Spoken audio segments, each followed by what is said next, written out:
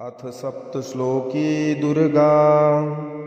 शिव उवाच देवी त्वं भक्तसुलभे सर्वकार्यविधायिनी कलौ हि कार्यसिद्ध्यर्थम् उपायं ब्रूहि यत्नतः।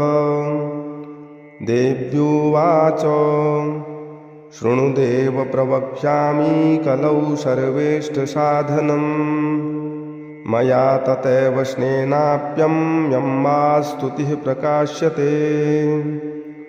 ॐ अस्य श्रीदुर्गा सप्तश्लोकी स्तोत्रमन्त्रस्य नारायण ऋषिः अनुष्टुप् श्रीमहाकाली महालक्ष्मी महासरस्वत्यो देवताः श्रीदुर्गा प्रीत्यर्थम् सप्तश्लोकी दुर्गा पाठे विनियोगः।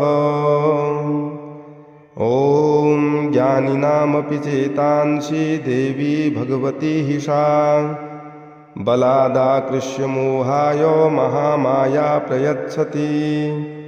दुर्गे स्मृता हर्षि भीतिमशेषजन्तोः स्वस्थैः स्मृता मतिमतीव शुभां ददासि।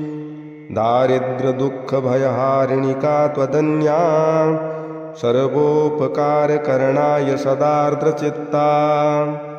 सर्वमङ्गलमाङ्गल्ये शिवे सर्वार्थसाधिके शरण्ये त्र्यम्बके गौरी नारायणि नमोऽस्तुते। शरणागतदीनार्तपरित्राणपरायणे सर्वस्यार्तिहरे देवी नारायणि नमोऽस्तुते। सर्वस्वरूपे सर्वेशे सर्वशक्तिसमन्विते भयेभ्यस्त्राहिनो देवी दुर्गे देवी नमोऽस्तुते। रोगान् शेषानपहंसि तुष्टारुष्टातु कामान् सकलान् भीष्टान् त्वामाश्रितानां न विपन्नराणां त्वामाश्रिता ह्याश्रयतां प्रयान्ति। सर्वबाधाप्रशमनं त्रैलोक्यस्याखिलेश्वरी एवमेव त्वया कार्यम् अस्मद्वैरिविनाशनम्। इति श्रीसप्तश्लोकी दुर्गा सम्पूर्णम्। ॐ श्रीदुर्गायै नमः। श्रीदुर्गाष्टोत्तरशतनामस्तोत्रम्। ईश्वर उवाच शतनाम प्रवक्ष्यामि शृणुष्व कमलासने। यस्य प्रसादमात्रेण दुर्गा प्रीता भवेत् सती। ॐ सती साध्वी भवप्रीता भवानी भवमोचनी। आर्या दुर्गा जया चाद्या त्रिनेत्रा शूलधारिणी। पिनाकधारिणी चित्रा चण्डघण्टा महातपाः। मनोबुद्धिरहङ्कारा चित्तरूपा चिताचितिः। सर्वमन्त्रमयी सत्ता सत्यानन्दस्वरूपिणी। अनन्ता भाविनी भाव्या भव्या भव्या सदा गतिः। शाम्भवी देवमाता च चिन्ता रत्नप्रिया सदा। सर्वविद्या दक्षकन्या दक्षयज्ञविनाशिनी। अपर्णानेकवर्णा च पाटला पाटलावती। पट्टाम्बरपरिधाना कलमञ्जीररञ्जिनी। अमेयविक्रमा क्रूरा सुन्दरी सुरसुन्दरी। वनदुर्गा च मातङ्गी मतङ्गमुनिपूजिता। ब्राह्मी माहेश्वरी चैन्द्री कौमारी वैष्णवी तथा। चामुण्डा चैव वाराही लक्ष्मीश्च पुरुषाकृतिः। विमलोत्कर्षिणी ज्ञाना क्रिया नित्या च बुद्धिदा। बहुला बहुलप्रेमा सर्ववाहनवाहना। निशुम्भशुम्भहनिनी महिषासुरमर्दिनी। मधुकैटभहन्ती च चण्डमुण्डविनाशिनी। सर्वासुरविनाशा च सर्वदानवघातिनी।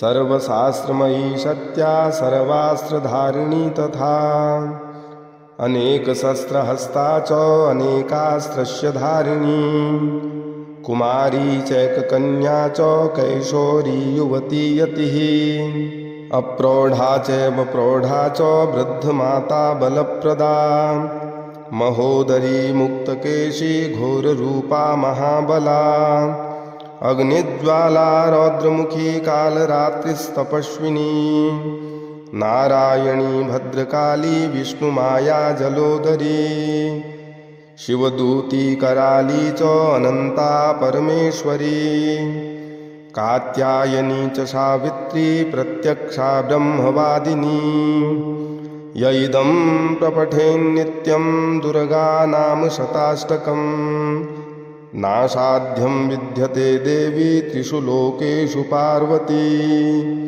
धनं धान्यं सुतं जायां हयं हस्तिनमेव च चतुर्वर्गं तथा चान्ते लभेन्मुक्तिं च शाश्वतीं कुमारीं पूजयित्वा तु ध्यात्वा देवीं सुरेश्वरीं पूजयेत्परया भक्त्या पठेन्नाम शताष्टकम् तस्य सिद्धिर्भवेद्देवी सर्वैः सुरवरैरपि राजानो दाशतां यान्ति राजश्रियमवाप्नुयात् गोरोचनालक्तककुङ्कुमेन सिन्दूरकर्पूरमधुत्रयेण विलिख्य यन्त्रं विधिना विधिज्ञो भवेत् सदा धारयते पुरारिः भौमावास्या निशामग्रे चन्द्रे शतभिषां गते विलिख्य प्रपठेत् स्तोत्रं